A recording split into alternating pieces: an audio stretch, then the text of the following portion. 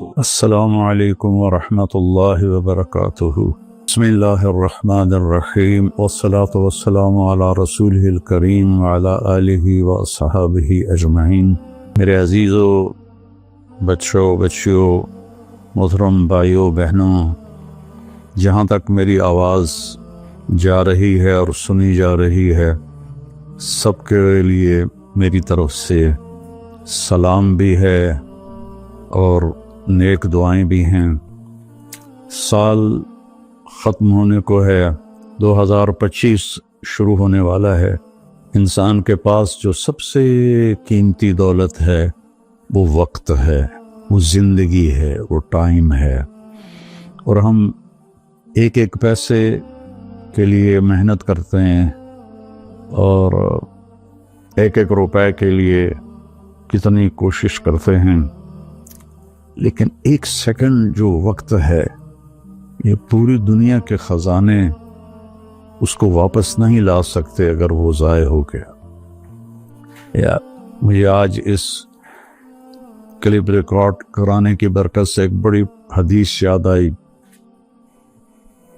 ما من یوم الا وهو ینادی یا ابن آدم انی خلق جدید وَأَنَا فِي مَا تَعْمَلُ فِيَّ غَدًا عَلَيْكَ شَهِيدٌ فَإِنِ اسْتَطَعْتَ أَن تَفْعَلَ مِنْ خَيْرٍ فَافْعَلْ فَإِنِّي إِنْ ذَهَبْتُ لَنْ أَرْجِعَ إِلَيْكُمْ أَبَدًا وَاللَّيْلُ يَقُولُ مِثْلَ ذَلِكَ۔ روزانہ جب دن چڑھتا ہے تو اعلان کرتا ہے، لوگو، آدم کی اولاد، میں آج نیا دن آیا ہوں، میں کل والا نہیں ہوں، پچھلے ہفتے والا میں پیر نہیں ہوں، میں نیا ہوں۔ تو کوشش کر کے کچھ اپنے لیے اس دن میں اپنی آخرت کے لیے کچھ بھلائی جمع کر لے، چونکہ میں اگر چلا گیا تو پھر کبھی قیامت تک میں لوٹ کے واپس نہیں آؤں گا۔ اور جب رات آتی ہے تو وہ بھی یہی کہتی ہے کہ کچھ کر لو، میں کبھی واپس نہیں آؤں گی۔ اور ہمارے نبی کا فرمان ہے، افلا ترون الی اللیل والنہار یبلیان کل جدید ویقربان کل بعید ویأتیان بکل موعود۔ دن اور رات کی تیز رفتاری پہ تم غور کیوں نہیں کرتے؟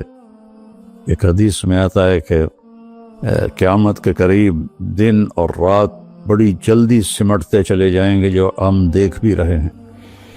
تو تم دیکھو، یہ ہر نئی چیز کو پرانا کر رہے ہیں اور دنیا کو دور لے جا رہے ہیں، آخرت کو قریب لا رہے ہیں، اور اللہ کا جو وعدہ ہے زندہ کرے گا، کھڑا کرے گا، حساب لے گا، وہ تمہارے سروں پر آ رہا ہے۔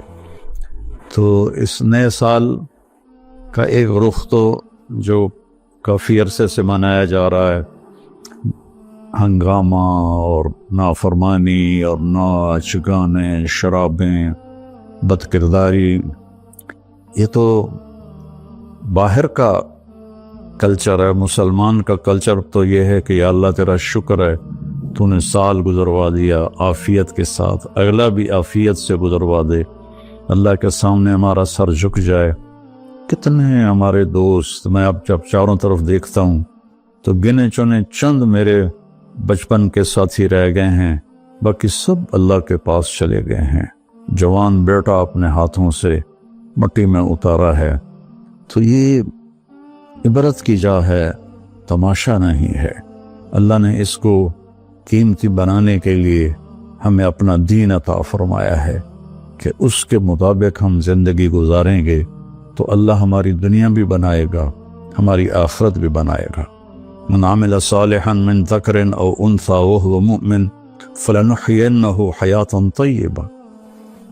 کتنی الگ بات قرآن کر رہا ہے کہ ساری دنیا دوڑ رہی ہے کہ پیسہ آئے گا تو ہماری لائف بڑی اچھی ہو جائے گی، خوبصورت ہو جائے گی، لیکن میں تو کوئی 100 کے قریب ملک پھرا ہوں، میں نے تو لائف اٹ سیلف کو بہت دکھی دیکھا ہے۔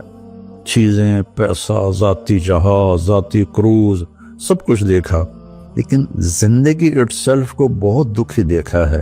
یہ قرآن کہہ رہا ہے کہ تم میں جو اللہ اس کے رسول کی مان کر اچھے عمل کرے گا اور وہ ایمان والا ہوگا تو اس کا رب ان کو انتہائی خوبصورت پاکیزہ اور خوشبودار زندگی عطا فرمائے گا۔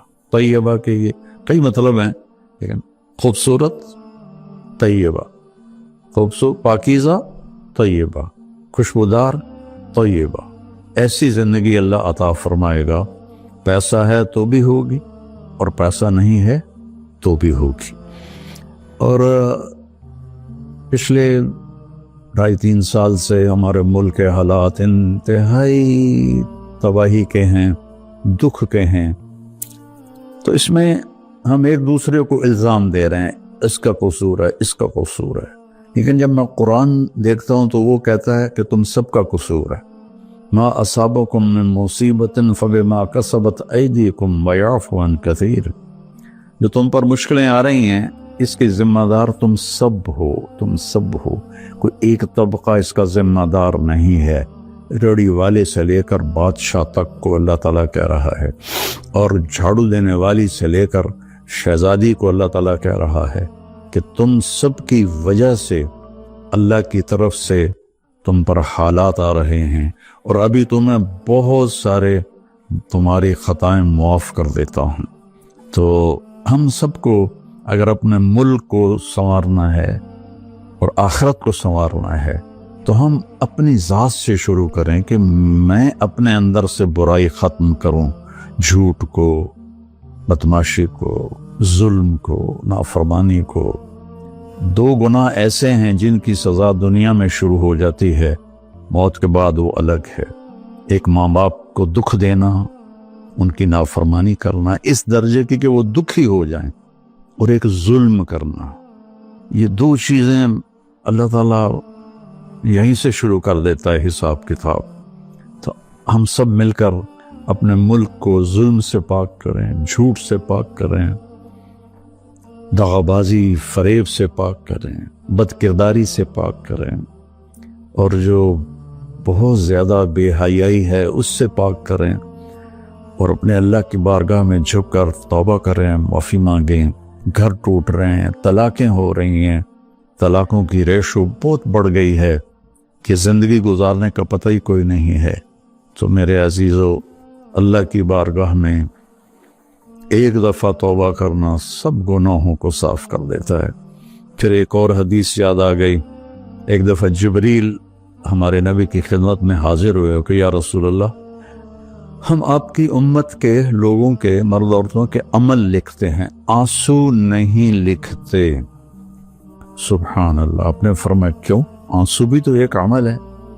کہا وہ اتنا لمبا چوڑا عمل بن جاتا ہے کہ ندامت کا، شرمندگی کا ایک آنسو جو مکھی کے سر کے برابر آنکھ میں تیر جائے، وہ جہنم کے آگ کے سمندر بجھا دیتا ہے۔ تو جو رو رہی ہے یا رو رہا ہے، اس کو ہم فرشتے نہیں جمع کر سکتے۔ اس کے لیے میرے اللہ کا الگ پیمانہ ہے جو میرا رب خود اس کو کیلکولیٹ کر کے قیامت کے دن کہے گا، میرا بندہ، میری بندی، یہ تیرے ندامت کے آنسو، یہ تیرے دکھ کے آنسو، حتیٰ کہ خوشی کے آنسوں پر بھی اللہ خوش ہو کے اجر دیتا ہے۔ تو ہم اللہ کی بارگاہ میں توبہ کریں اور اس کی بارگاہ میں جھک کر اللہ سے مانگیں کہ یا اللہ، چونکہ زمین آسمان پر بادشاہی تو اللہ کی ہے، یہاں حکم تو اللہ کا چلتا ہے، ڈنڈے کا نہیں چلتا، اللہ کا چلتا ہے، اور اللہ جب خیر کا ارادہ کرتا ہے تو يَمْسَسْكَ اللَّهُ بِضُرٍّ فَلَا كَاشِفَ لَهُ إِلَّا هُوَ، میں اگر تم پاکستان والوں کو مصیبت میں ڈال دوں یا پوری دنیا کو، تو کوئی ہے کہ اسے کوئی ہٹا کے دکھا دے؟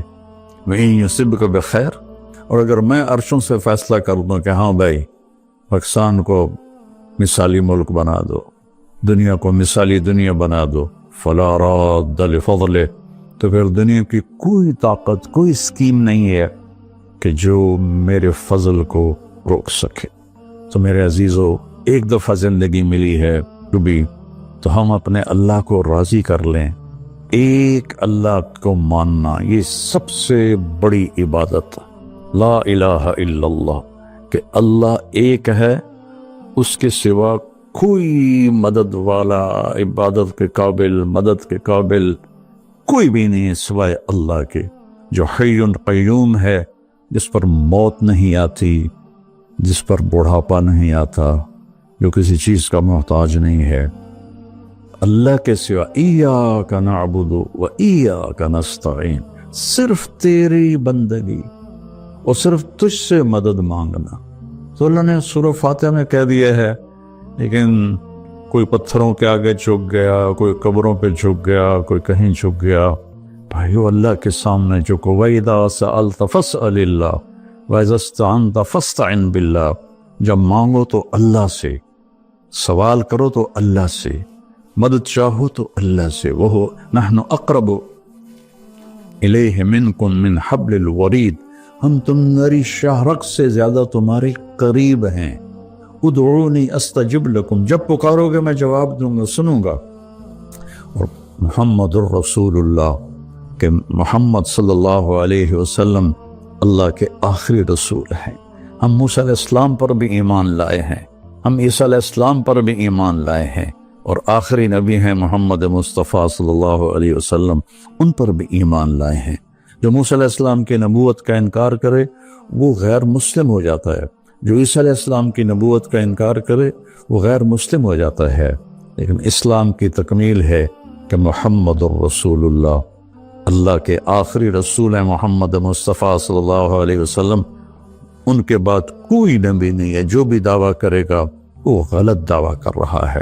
تو میرے بچوں، میرے بیٹیوں، میرے بیٹوں، میرے بھائیوں، میری بہنوں، ففروا الی اللہ، آئیں ہم سب اللہ کی بارگاہ میں جھکیں اور توبہ کریں، تاکہ ہمارا یہ نیا سال عافیت کا ہو، سلامتی کا ہو۔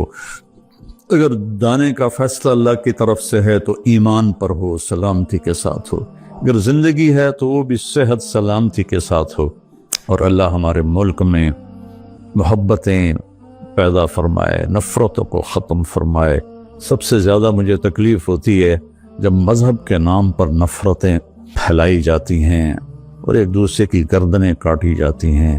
اللہ کے واسطے اس فرقہ واریت سے نکلو اور اپنے آپ کو مسلم بناؤ۔ ہم مسلم ہیں، شیعہ سنی ہمارا تعارف نہیں ہے، وہابی بریلوی دیوبندی ہمارا تعارف نہیں ہے۔ ہمارا تعارف ہے هو سماکم المسلمین من قبل، اس نے تمہارا نام رکھا ہے مسلمین۔ باقی اختلاف کرو، فیصلہ ایک دن ہو جائے گا۔ یہاں ترازو ہم اپنے ہاتھ میں لے لیں، درگزر کریں، معاف کریں، محبتیں پھیلائیں، اپنے کاروبار سے جھوٹ کو، سود کو، دھوکے، فراڈ کو نکالیں، نشوں سے بچیں۔ ایک آیت آپ کو سنا کے ختم کرتا ہوں، وَسَقَاهُمْ رَبُّهُمْ شَرَابًا طَهُورًا، کہ جنہوں نے دنیا میں ان نشوں سے اپنے آپ کو بچایا اور اللہ تعالیٰ کو راضی کیا، تو ان میں سے ایک کا مقام یہ ہے کہ سقاہم ربہم، ان کا رب خود انہیں شراب طہور پلائے گا۔ اور وہ کہیں گے یا اللہ آپ تو اتنے بڑے رب ہیں، آپ ہمیں پلا رہے ہیں، تو اللہ فرمائیں گے ان ھذا کان لکم جزاء وکان سعیکم مشکورا، یہ تمہاری محنت کا صلہ ہے، جو تم نے دنیا میں صبر کیا، آج اپنے رب کی بارگاہ میں تمہارا رب تمہیں پلاتا ہے۔ وہ کیا اعلیٰ مقام ہوگا۔ اللہ تعالیٰ جتنے بھی گناہ ہیں مایوس نہ ہوں، پریشان بھی نہ ہوں، فکر مند بھی نہ ہوں، صرف توبہ کریں، صرف توبہ کریں۔ یہ کہنا ہے کہ اللہ آپ ہی معاف کر دے گا، آپ خود سوچو شمر اور حسین برابر پھر ہو جائیں گے؟ کوئی انصاف بھی تو کوئی چیز ہے۔ آل رسول کا خون پانی کی طرح بہہ جائے اور دونوں ایک ہی ترازو میں بیٹھ جائیں، ہے کوئی عقل میں آنے والی بات؟ ہے کوئی انصاف کی یہ بات؟ اللہ آپ پہ معاف کرے گا، اللہ بڑا غفور رحیم، اللہ پہ معاف کرے گا، اللہ معاف کرے گا، لیکن توبہ شرط ہے، توبہ شرط ہے۔ میرے نبی کی نسل نے اپنی جان کا نذرانہ دیا یہ بتانے کے لیے کہ جنت ایسی سستی نہیں ہے۔ اللہ کو راضی کرنے کے لیے جان کے سودے کرنے پڑیں تو کر دو، اولاد کے سودے کرنے پڑیں تو کر دو، لیکن وہ ناراض نہ ہو، اس کا حبیب ناراض نہ ہو۔ مہربان ہے، میں ایک لفظ بولوں یا اللہ مجھے معاف کر دے، میرے ہزاروں سال کے گناہ اللہ ایک لمحے میں کہتا جا میرا بندہ معاف کیا، پلٹ کے پوچھتا بھی نہیں کہ دوبارہ تو نہیں کرو گے، پھر ہو جائے تو پھر توبہ کر لو، پھر توبہ کر لو، پھر توبہ کر لو۔ اللہ غفور رحیم ہے، آؤ بھائی ہم سب اہل وطن اور سارے مسلمان اللہ اور اس کے رسول کی طرف لوٹیں تاکہ ہماری دنیا بھی بنے اور آخرت بھی۔ السلام علیکم۔